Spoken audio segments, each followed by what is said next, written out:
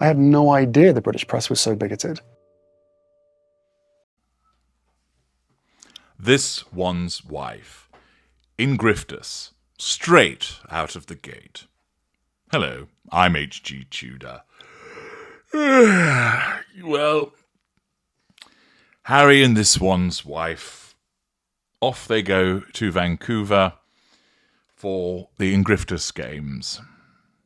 You'll recall from the last one, there was plenty to analyse with regard to this one's wife's behaviour in terms of her various outfit changes, her stolen valour moment where she disgustingly marched in front of veterans, that she tried to insert herself into various situations and ran around when she saw supposed fans of hers so that she could get a selfie with them as she continued to control Harry and make it the This One's Wife games. We also witnessed, naturally, her self-promotional behaviour when she was at Whistler, which provided, again, memorable moments of staring down the camera lens and, in particular, interrupting Harry's handshake as she sought to hug somebody because, after all, she's a hugger, which is demonstrative, of course, of the fact that she asserts control over people by virtue of the physical assertion of control. But now it's the Ingriftus Games, and undoubtedly we will be subjected to more of the Sussex's circus as it rolls into town. More of the same of this one's wife gurning away with rictus grin, changing her outfits, and people commenting over the next few days in relation to all of the behaviours that we have seen before. Remember, what she does is driven by her narcissism. It isn't her part of being some kind of conspiracy. It isn't that she's just a mean girl. It runs deeper than that. It isn't the case that she's simply nuts. Everything that she does when it comes to her involvement with other people is driven by her narcissism. That is the machine, the engine that is within her, that guides her responses and actions in order to pursue the prime aims. Whenever she is about to deal with somebody or is dealing with somebody, that's what governs her decision-making process. This isn't to excuse her behaviour. It is to make it clear, as I seek to do time and time again, so people understand precisely why she behaves as she does. Because there are many that think that she's a decent person and fail to recognise that she's actually a narcissist. And there are still many who don't like her, but still query why she behaves the way that she does. And the simple answer is, she does because she is a narcissist. And by understanding what that means, won't leave you scratching your head as to supposed ulterior motives. Her motives are always, when it comes to other people, driven by the pursuit of the prime aims. That is what is behind everything. She doesn't think in those terms because she's an unaware narcissist. Therefore, her narcissism causes her to believe that it's something else. But underneath it, if you were to peel it back, you would find that it is the pursuit of the prime aims. So, for example, let us take the recent video that appeared on Instagram, which has been analysed and debated ad infinitum. She organises some merchandise, supposedly for a teenager affected by the LA wildfires, and then makes a video about it. Her narcissism tells her she's doing a kind act. Her narcissism tells her that to induce her and motivate her into taking those steps so that she controls an audience by making a video, draws fuel from them by making the video, and manages her facade by the supposed act of kindness and making the video. This is why she just doesn't do it and keep quiet about it, because that wouldn't cater to her narcissism's pursuit of the prime aim sufficiently. Yes, if this story is true, and she had gone and organised this merchandise and did so quietly, what would she get out of it? Well, it would enable her to control the girl and her mother. It would enable her to assert control over Billie Eilish's management, who organised the freebies. She'd get some fuel by way of the reactions of management, the girl and the mother, and it would manage her facade, excuse me, in relation to those three sets of people. But that's it. But that's not good enough for her. Her narcissism wants more. She believes that she belongs on the world stage. Her narcissism thirsts for that. And this is why it propelled her to create a video so that it would be seen by millions. That her supposed altruism would be seen by millions, so to enable her to seek control over those millions, draw fuel from those millions, and manage her facade extensively. That's what it's about.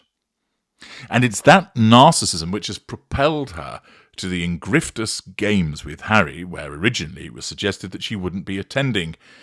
But, as is with the shifting sands of this one's wife's existence, she's failed so spectacularly at forging a route on her own. Her narcissism has swung back into harnessing the orbit of Harry once more. And it's straight out of the gate for the grifting, as it's reported that this one's wife and Harry are going to be staying at one of the country's most luxurious hotels that apparently is complete with a crystal chandelier, whoopie-fucking-doo, a meditation pool, and even its own Dirty Harry cocktail. The Mirror reports that the Duke was seen arriving at the 5-star Fairmont Pacific Rim in a convoy of 3 large blacked-out SUVs on Friday evening, local time in Vancouver, where he and this one's wife are set to front the Ingriftus Games. The 9-day event will begin on Saturday, with a star-studded opening ceremony featuring live performances by a host of stars, including Katy Perry, Chris Martin, and Nelly Furtado. Thus, one wouldn't expect them to be staying in a tent, but they're staying in a suite which costs £5,000 a night, and you know they are not paying for that.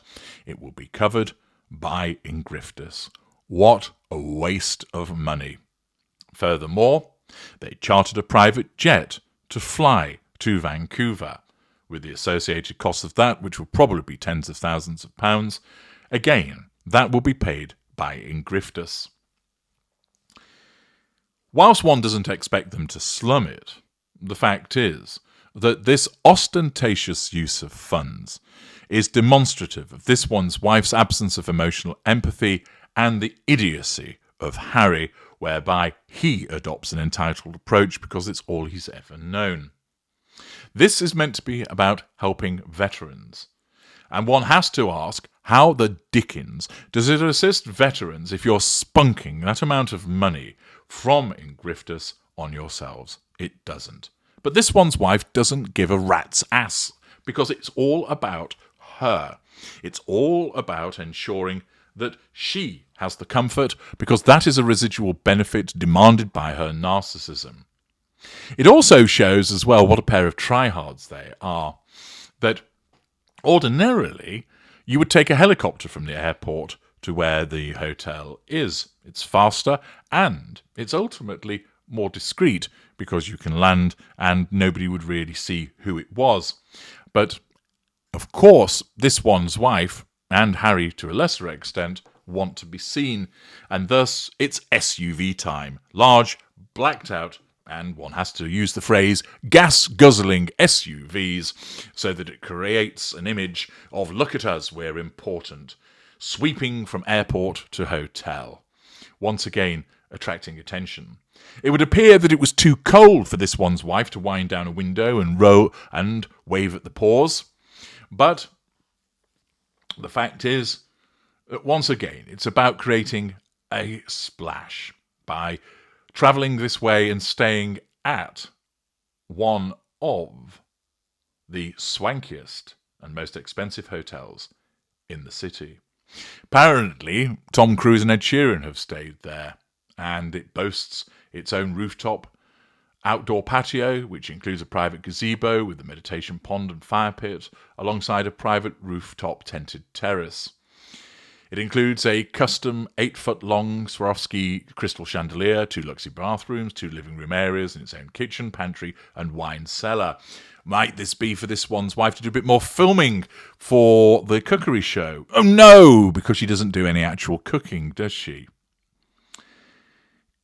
The suite also offers the option to connect to a separate guest room for a total of 2,650 square feet of glamorous city living, with amazing views of the area's picturesque North Shore mountains. The Fairmont Pacific Rim is just yards from the game's main competition venue, the Vancouver Conference Centre. And the two are connected via an underground walkway, which means, of course, this one's wife and Harry, because they're very scared about middle-aged women throwing tomatoes at them, can get there unhindered by having to deal with poor people that smell. So straight out of the gate for the Ingriftus games, flying by private jet, once again shitting all over their environmental credentials, staying at an expensive hotel and travelling there in SUVs. None of it's surprising, but it's still noteworthy to point it out with regard to the hypocrisy and the somatic demands of the narcissist that is this one's wife. I'm H.G. Tudor. Thank you for listening.